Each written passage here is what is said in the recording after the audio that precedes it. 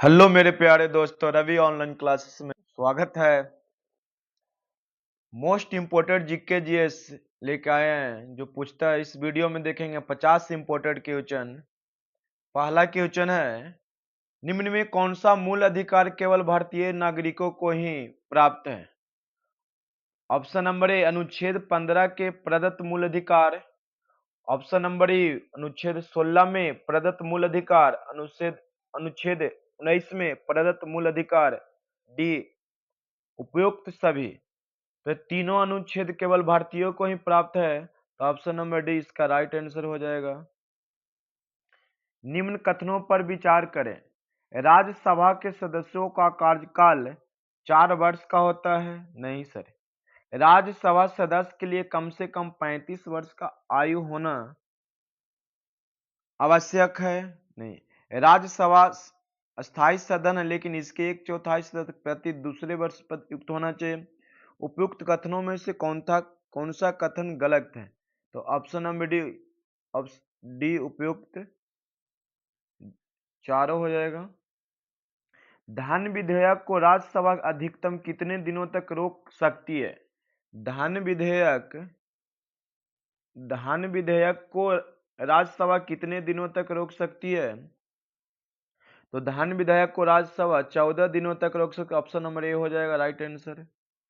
कोई व्यक्ति उच्च न्यायालय का न्यायाधीश नियुक्त होने का पात्र होगा जब वह राज्य क्षेत्र में कम से कम 10 वर्षों तक न्यायिक पद धारण किया हो, या लगातार 20 वर्षों तक उच्च न्यायालय का न्यायालय के अधिवक्ता रहा हो, उसकी आयु कम से कम 35 वर्ष हो। उपयुक्त में से कौन सा सही है? तो ऑप्शन नंबर केवल ए सही है।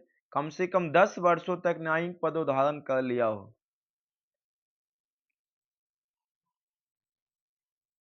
क्वेश्चन नंबर 5 देखिएगा। वित्तीय आपात उद्घोषणा का अनुमोदन करने वाले संकल्प सदन के दोनों सदनों का कितने माह के भीतर होना चाहिए? वित्तीय आपात उद्घोषणा का अनुमोदन करने वाले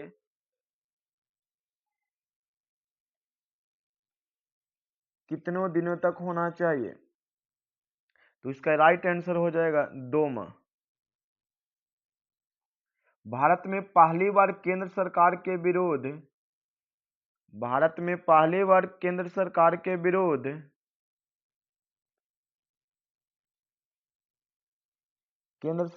विरोध लोकसभा में अविश्वास प्रस्ताव लाया गया था। तो 1963 ईस्वी में। राज्य के नीति निर्देशक तत्वों के प्रवर्धन के लिए किस अनुच्छेद में उपबंध किया गया है? तो 7 का राइट आंसर हो जाएगा अनुच्छेद 37 में राज्य के नीति निर्देशक तत्वों के बारे में प्रबंध किया गया है।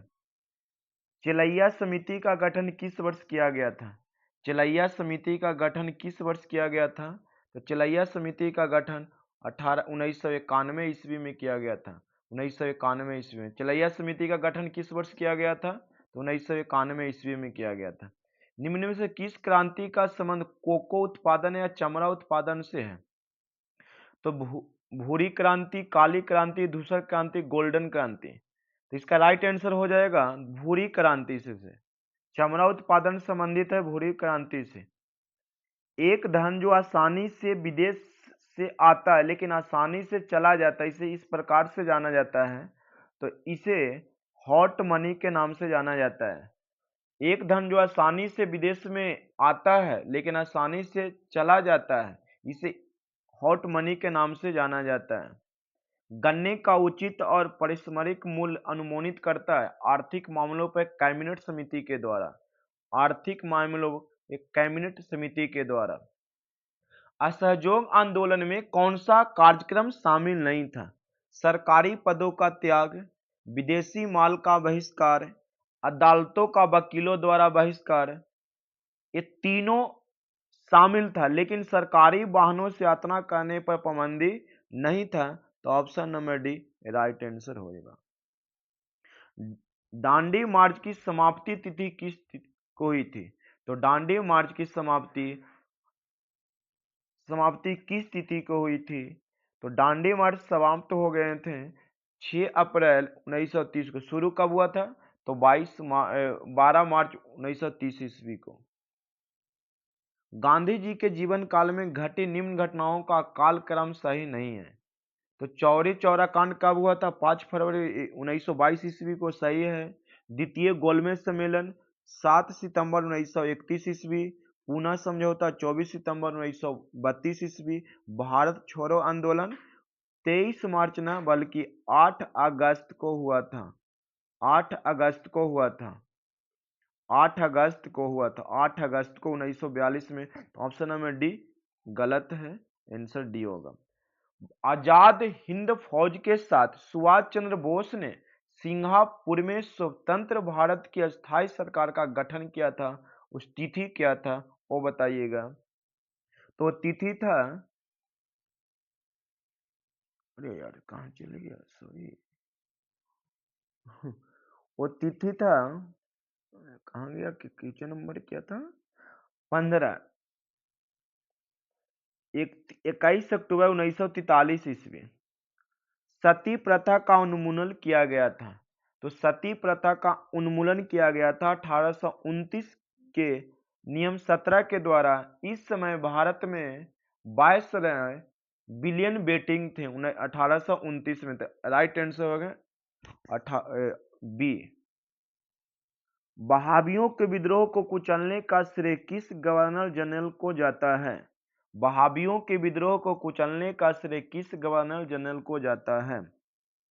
तो बहाबियों को कुचलने का श्रेय हमारा लॉर्ड एल्गिन प्रथम को जाता है। लॉर्ड एल्गिन प्रथम को जाता है। त्रिपक्षीय संघर्ष में निम्न में से कौन सा राजवंश शामिल नहीं था? त्रिपक्षीय संघर्ष में निम्न में से कौन शामिल नहीं था? तो पल्लव वंश शामिल नहीं था। पाल वंश, राष्ट्रकूट, प्रतिहार वंश शामिल थे, लेकिन पल्लव वंश शामिल नहीं थे। सिंधु घाटी सभ्यता के अंतर्गत शवों को दफनाना, मतलब जो हमारे लाश होते थे, दफनाने के अवशेष मिले, इसमें शवों के लिए किस दिशा में रखे जाते थे? तो उत्तर दिशा में रखे जाते थे। राइट आंसर ए होगा। किस बौद्ध संगीति में बौद्ध धर्म को दो संप्रदायों में विभाजन हो गया था? किस बौद्ध संगीति में बौद्ध धर्म को दो संप्रदायों में विभाजन हो गया? तो चतुर्थ बौद्ध संगीति में बौद्ध धर्म को दो भागों में विभाजित हो गया था। महावीर स्वामी को किस नदी के तट पे कैवल की प्राप्ति हुई थी? महावीर स्वामी को किस नदी के तट पे कैवल की प्राप्ति हुई थी? तो ऋजुपालिका नदी के किनारे। महावीर स्वामी को किस नदी पे कैवल की प्राप्ति हुई? तो ऋजुपालिका। और निरंजना नदी के किनारे किनको हुआ था? तो गौतम बुद्ध को। आजीवक संप्रदाय के संस्थापक निम्न में से कौन है? आजीवक संप्रदाय के संस्थापक निम्न में से कौन है? तो मखलीपुत्र। आजीवक संप्रदाय के संस्थापक कौन है? तो मखलीपुत्र। किस मुगल शासक के शासनकाल को स्थापत्य कला का स्वर्णिम काल कहा जाता है? तो शाहजहां को। किसको कहा जाता है? शाहजहां को। मुगल काल में मुहतसिब कौन था? मुगल काल में मुहतसिब कौन था? तो मुगल काल में मुहतसिब आचरण अधिकारी थे। आचरण अधिकारी को कहा जाता था। आचरण अधिकारी को मुगल काल में मुहतसिब कहा जाता था। दीवान अर्ज किस विभाग से संबंधित था? दीवान अर्ज किस विभाग से संबंधित है? किस विभाग से संबंधित था? तो दीवान ए अर्ज किस विभाग से संबंधित था? तो सैन्य विभाग से संबंधित था। सैन्य विभाग से संबंधित था। बसावन व दसवंत किस शासक के दरबारी चित्रकार थे? तो अकबर के। बसावन व दसवंत किस शासक के दरबारी कारीगर? तो अकबर के थे। निम्नलिखित में कौन सुमेलित नहीं है? नरोरा उत्तर प्रदेश में, सही है। कुंडम कुलम कर्नाटक में नहीं है, ये तमिलनाडु में है। ये तमिलनाडु में पड़ता है। तो राइट आंसर बी हो जाएगा। कारापारा गुजरात में पड़ता है, तारापुर महाराष्ट्र में है। 68वीं दशांतर रेखा किन दो देशों के मध्य स्थित है? 38वीं समांतर रेखा किन दो देशों के मध्य स्थित है? तो उत्तर कोरिया एवं दक्षिण कोरिया के मध्य। निम्न में से कौन सा एक अच्छे ईंधन का गुण नहीं है? अच्छा ईंधन का गुण क्या होता है? तो ईंधन का ऊष्मीय मान उच्च होना चाहिए, जलने पर ज्यादा से ज्यादा अवशिष्ट पदार्थ न दे, कम धुआं निकाले, कम हानिकारक पदार्थ है, तो ऑप्शन नंबर बी गलत है। ईंधन का प्रज्वलन ताप ना तो कम हो नहीं ज्यादा होना चाहिए, सी भी सही है, तो ऑप्शन नंबर बी इसका राइट आंसर हो जाएगा, जो कि गलत है। Vitamin B seven, vitamin B seven किससे संबंधित है? विटामिन बी सेवन किससे संबंधित है? तो विटामिन बी सेवन किससे संबंधित है जो पूछ रहा है, तो बालों का झड़ना, विटामिन 12, विटामिन 12 किससे संबंधित है? तो विटामिन 12 किससे संबंधित है? तो विटामिन 12 संबंधित है पर्णपाती अराक्ता से। विटामिन ई बांझपन उत्पन्न करता है, विटामिन ई की कमी से बांझपन उत्पन्न होता है। और विटामिन के से रक्का धमता है, तो ये इसका राइट आंसर हो जाएगा, तो ऑप्शन क्या हो जाएगा? ए। तारों के मध्य दूरी ज्ञात करने की इकाई क्या है?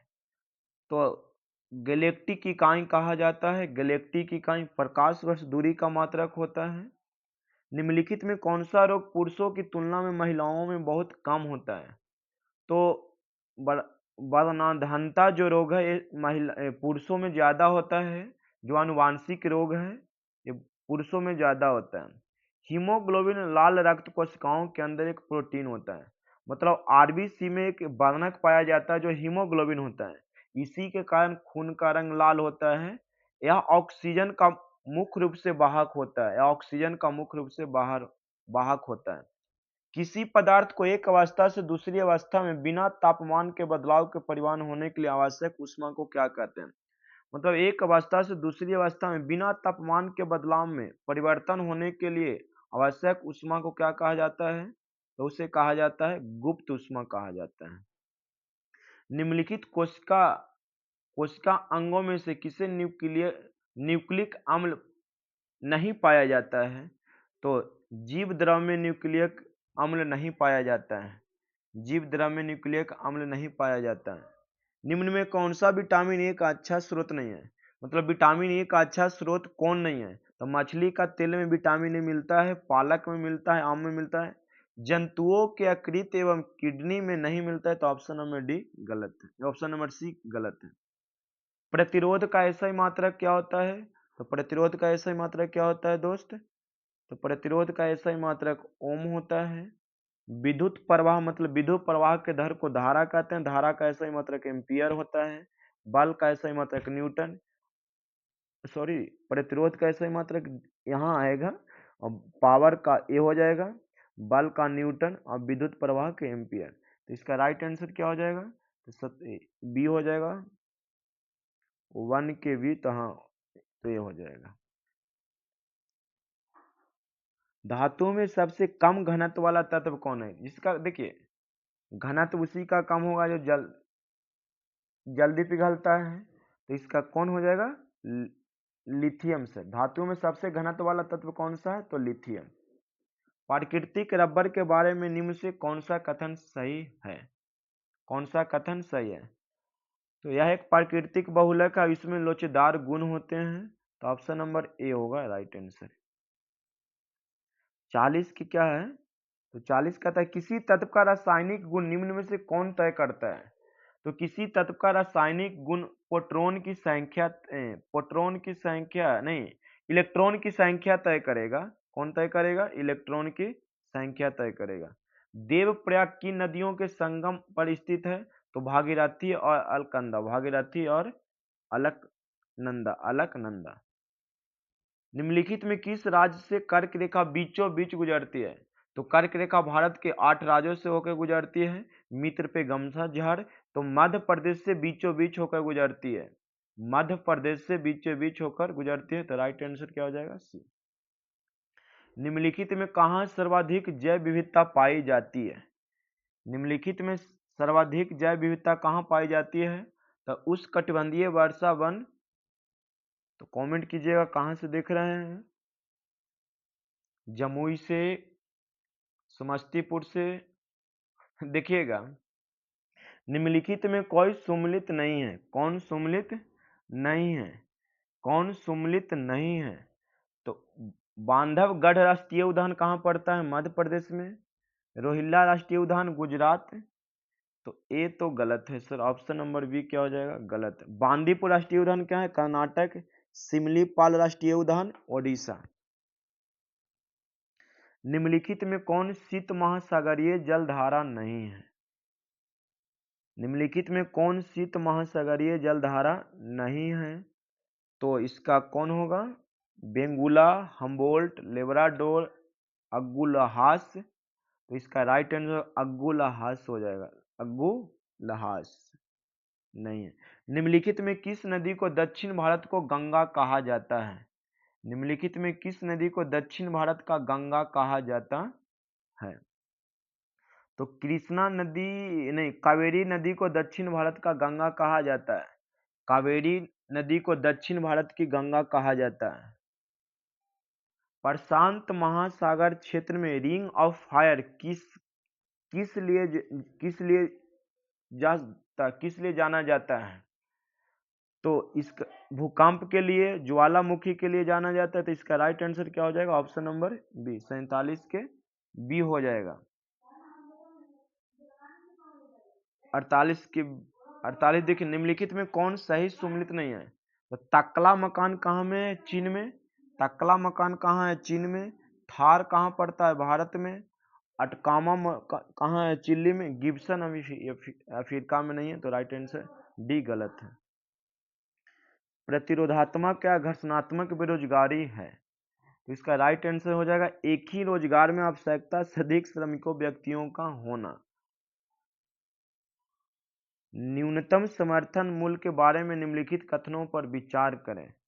तो 50 का राइट आंसर क्या हो जाएगा, तो ऑप्शन नंबर सी होगा, दोनों कथन सही है, दोनों कथन सही है। तो ये रहा most 50 imported GK GS sir.